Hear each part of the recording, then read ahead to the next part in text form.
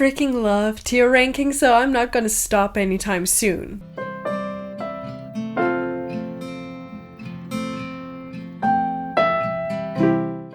Hello and welcome to my channel, The Danish Readaholic. My name is Silke and today I will be tier ranking all of the books that I've read so far. Why do I do this? Because I think it's fun, and also because I feel like it gives me a kind of like an overview of how my reading has been so far this year. So I think without further ado we should get started, because I do believe that we all know what a tier ranking is. So let's go ahead. Alright, now we're ready to do the tier ranking. I will just quickly go through the different tiers. First up we have Yes Please, and that is top tier. That is 5 out of 5 stars. My favorites of the year so far. Then we have Add a Little More Spice, which is the books that were almost there but just needed a little bit of an extra something to hit the 5-star mark. Then we have It's All Good. It's when, you know, they were missing a little bit more than just a little spice. So I would call this like my great tier. Then we have You Did the Job. That would be my good or okay tier. It's like, you were fine, you did the job, I can't complain. Well, I can, but I'm not gonna. You were there, you were average, you're fine, you did the job. Then we have You Make Me Sad, and some of the books in my ranking on Goodreads will be similar from You Did the Job and You Make Me Sad, but there will just be different reasons as to why one is above the other. So then we have Just Know, which is not for me. If I remember correctly, I don't think that there will be that many books in this tier, but we'll see. Finally, we have I Don't Know How to Rank You, and that is all of my nonfiction and my nostalgic reads, simply because I cannot be objective when it comes to nostalgia. I will rank it 5 stars and I will not care. I have a special tier for that. First up, we have Mistrix School of Musicraft. I really love this, but there was I feel like there was something missing. It's not a 10 out of 10. It's not a 5-star. So, but I don't know what is missing. I just know that something is. Then we have The Prison Healer. That has to go in Yes Please. I absolutely love this, and I don't know why, but I just didn't expect to love it. Yes, I have no words. Then we have Fire with Fire. I'm gonna have to put it in You Did the Job. It wasn't for me. I liked it, but I'm not gonna reread it, and I mean, it just wasn't for me. I am not the biggest fan of urban fantasy, and this was very much that, and very much the reason that I don't like urban fantasy. There were so many pop culture references, and that is the exact thing that I do not like about urban fantasy. So it has to go and You Did the Job. You Don't Make Me Sad though, but You Did the Job. We have Year of the Reaper. Goes in Yes Please. I did not expect this. I have a feeling that like a bunch of my 5 stars this year will just be books that I do not expect will be 5 stars, which is kind of fun, but also a little bit intimidating, a little bit scary. But I did really love Year of the Reaper. Definitely recommend. Then we have Circle of Shadows. I'm gonna put it in It's All Good, because it is. It is a very standard YA fantasy, and I do like it and will continue the series. Next up we have A Torch Against the Night. You Make Me Sad. I freaking loved An Ember in the Ashes, and then A Torch Against the Night, it started out good, and then it started getting a little bit too magical for my taste. And I know that this sounds strange, but the first book wasn't really magical. It was more in this desert realm where a bunch of horrible things happen. It wasn't the magic that was the focus. And then in the second book, there comes this magical element that no one has even mentioned in the first book. And I was like, I don't like that. But I am going to continue the series, and hopefully it will get better, but I did not really care much for A Torch Against the Night, so that is why it makes me sad. Next up we have Bonecryer's Dawn. It makes me sad. I love Bonecryer's Moon, and I still do, but I would lie if I didn't say that Bonecryer's Dawn has kind of ruined my love for that series, because I did not like Bone Cries Dawn. It felt very repetitive. I remember when I read Bone Cries Moon with Gemma, she said it feels a little bit repetitive, and I was like, oh, well, I can see that, but I still like the book a lot, so I didn't catch that in my first read through, but then in my second one I was like, okay, I do see what you mean, but I still love it. And then when I got to the second book, I swear to God, it didn't make sense, because there's this one event that happens every year, that they do every year. It's kind of like a ritual. They do it every year. And 4 times in 1 year, they mess up this ritual, which has never been messed up before. No one has ever failed at doing this before. Which is why I feel like it's a little bit unrealistic that these people who has done the ritual before can't do it. And also, they keep being like, oh, if we don't do it now, we will never, or we'll have to wait another year until we do the ritual, and then they find a loophole. And they do that 3 goddamn times, because I can't. I will rant about this book if I don't stop, so I'm going to continue with Blade of Secrets. Yes, please. I'm going to move it up front, because this is my new absolute favorite book. 10 out of 10, 20 out of 20, freaking love it. Then we have Mary Underwater. I am gonna put it in It's All Good. It wasn't what I expected, but I liked it nonetheless.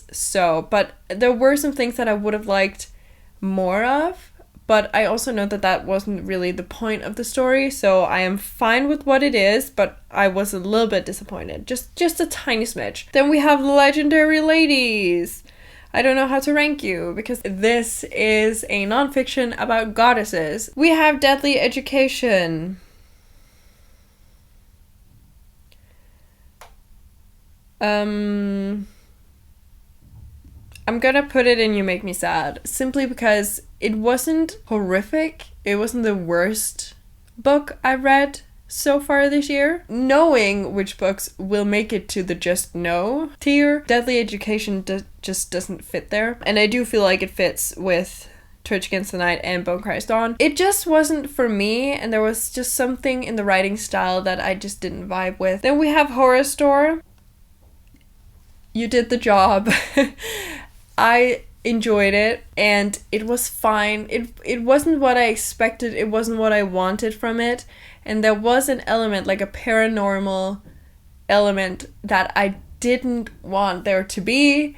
And it was there, and that was obviously the main part of it. And I had hoped for something different. Then we have A Court of Thorns and Roses. I don't know if I should put this in You Make Me Cry, or You Make Me Sad, or You Did the Job. I'm gonna have to put it in You Make Me Sad. I gave this 3 stars, and I am gonna continue the series. I think the reason that I didn't like it so much is because, 1, it is really, really hyped up on TikTok, and 2, I knew some of the things, like I knew not to trust Tamlin, and I knew who she ends up with. I have been spoiled for some things, so it kind of changed my reading experience. I think I would have had a different opinion had I, for example, fallen in love with Tamlin, like I know you're supposed to do in the first book. But because I know not to trust him, everything he did was so suspicious, and I was like, bitch, you're lying. So I didn't trust a damn thing he said, and that kind of ruined the reading experience for me.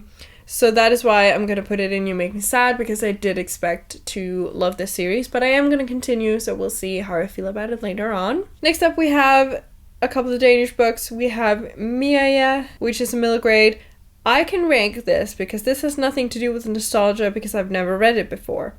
So I'm gonna go put it next to Mystic School, because this, I feel like it just needs a little bit of something, and then it would be Chef's Kisses. This is bordering on children's book, so this is one that I would potentially read to my nieces at one point. Some of you might know that I'm kind of on a mission to find Danish books, or books that have been translated to Danish, that I can read to my nieces once they get old enough, and once they, get old enough to stay over, and sometimes we'll probably have to watch them or something, babysit them. And then I would like to have a couple books that I can, you know, pull out and read to them. So Hiiya is definitely one of my contenders for that purpose. Then we have Isens Hjerte, which is another Danish book. I'm gonna put that in just no. I read this close to when I read Hiiya, and they were just so vastly different. Like with Hiiya, there was a lot of lessons to be learned from it, whereas with Isens Hjerte, it was just kind of like a story, and it was like 60 pages, and I got everything and nothing in those 60 pages. Like, so many things were happening that I didn't get a damn thing from it. Then we have Elektriske Heidi. Childhood. It is my entire childhood. I have heard this story so many times, and we've sung like the songs from it, and it has to go in I don't know how to rank you, because I don't. I might as well take Rosalil and the other Rosalil and put them in I don't know how to rank you, because it is the same with them.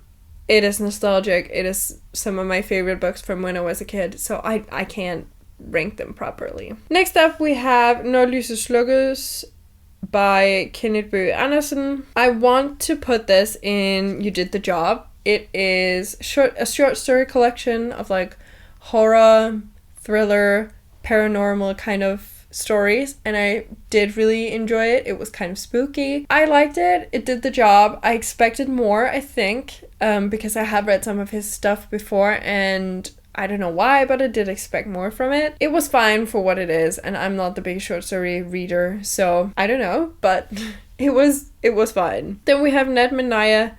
I'm gonna put it in just no, because no, it was not for me. I think I liked the first 3 stories, and that was it. I don't remember how many there were, but the first 3 stories took up 6 pages or something. And then the rest of the book, which was like 80 pages or something, was just not it. I wasn't having it. Then we have Pendernetten. I'm gonna put it in It's All Good. This was the best of the short story collections that I read. I really, really enjoyed it, and there were so many interesting stories in this, and I freaking loved it. So finally we have 6 Crimson Cranes.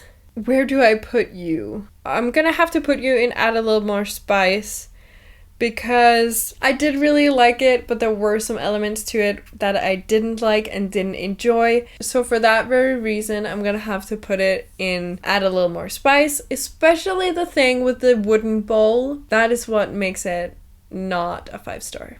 But there was so many great things about it, so it does not deserve to be in It's All Good.